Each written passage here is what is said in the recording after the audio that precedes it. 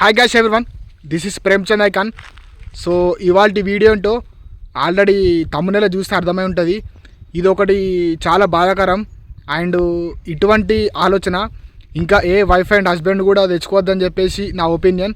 ఎందుకంటే సో ఇలా చేస్తే మీ పిల్లల భవిష్యత్తు చాలా బాధాకరంగా ఉంటుంది. ఎందుకంటే చిన్న వయసులో తల్లిదండ్రులు దూరం అయితే ఆ బాధ చాలా ఘోరంగా ఉంటుంది.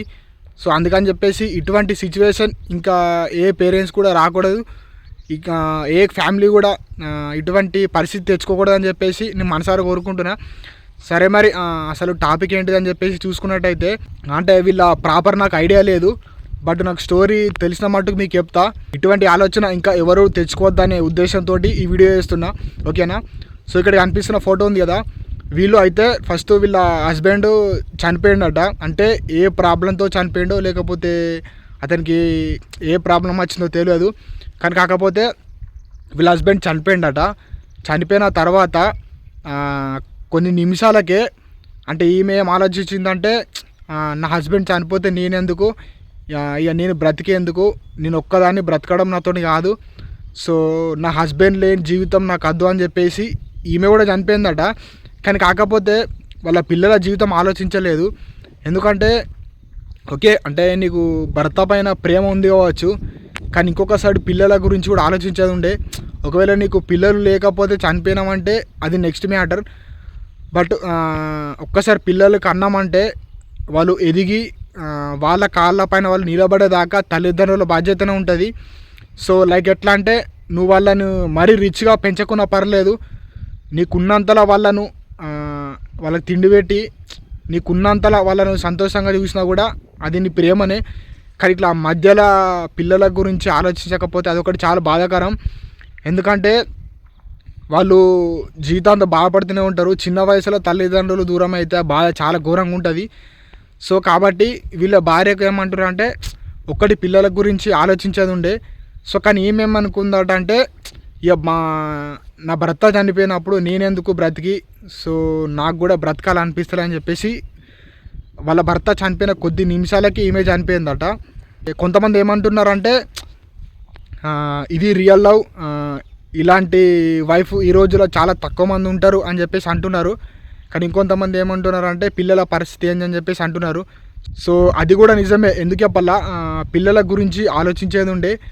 సో మరి ఈ ఒపీనియన్ పైన అంటే ఇది నా ఒపీనియన్, సో ఈ వీడియో పైన ఒకసారి మీ ఒపీనియన్ కూడా చెప్పండి. అంటే ఆమె చనిపోయినందుకు అది వాళ్ళ వైఫ్ రియల్ లవ్ అంటారా, అండ్ అలాగే పిల్లల గురించి కూడా ఆలోచించేది ఉండే అని చెప్పేసి అంటారా. సో నా ఒపీనియన్ అయితే కొంచెం పిల్లల గురించి కూడా ఆలోచించేది ఉండే అని చెప్పేసి నేను అనుకుంటున్నా. అంటే ఒకవేళ ఈమెకు పిల్లలు లేకపోతే చనిపోతే అది వేరే విషయం ఉండు, కానీ కొంచెం పిల్లల గురించి ఆలోచిస్తే అయిపోవు. సో వాళ్ళు ఇప్పుడు చాలా బాధపడతారు. వాళ్ళు ఇప్పుడు చిన్న వయసు కాబట్టి ఇంకా కొంచెం పెరుగుతున్న కొద్దీ మా తల్లిదండ్రులు మా పక్కన లేరు అనే ఆలోచనలకు వాళ్ళు వెళ్ళిపోతారు. సో అది ఒకటి కొంచెం బాధాకరమైన విషయం. సో ఓకే, ఇంకొకటి ఏంటంటే ప్రతి పేరెంట్స్కి ఒకటే చెప్తున్నా, మీకు ఎంత బాధ వచ్చినా సరే ఫస్ట్ చనిపోవాలనే ఆలోచన తెచ్చుకోకండి. ఎందుకంటే మీరు చనిపోతే మీ పిల్లలు అనాథలు అవుతారు. సో ఇప్పుడున్న జనరేషన్లో ఒక మనకు ప్రాబ్లం వస్తేనే మనల్ని ఎవ్వరు పట్టించుకుంటలేరు. సో అటువంటప్పుడు మన పిల్లల భవిష్యత్తుని ఎవ్వరు పట్టించుకోరు.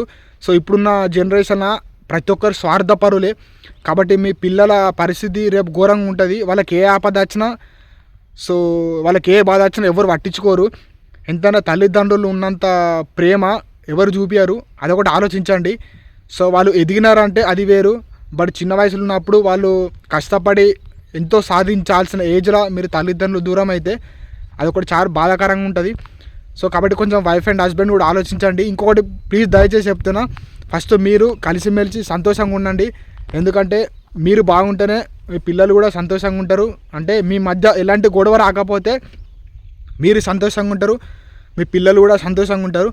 కాబట్టి కొంచెం ప్లీజ్ దయచేసి చెప్తున్నా, చిన్న వాటికి పెద్దవాటికి గొడవలు పెట్టుకోకండి, ఇటువంటి నిర్ణయాలు కూడా తెచ్చుకోకండి. సో బాగుండని మీ పిల్లల్ని బాగా చూసుకోండి.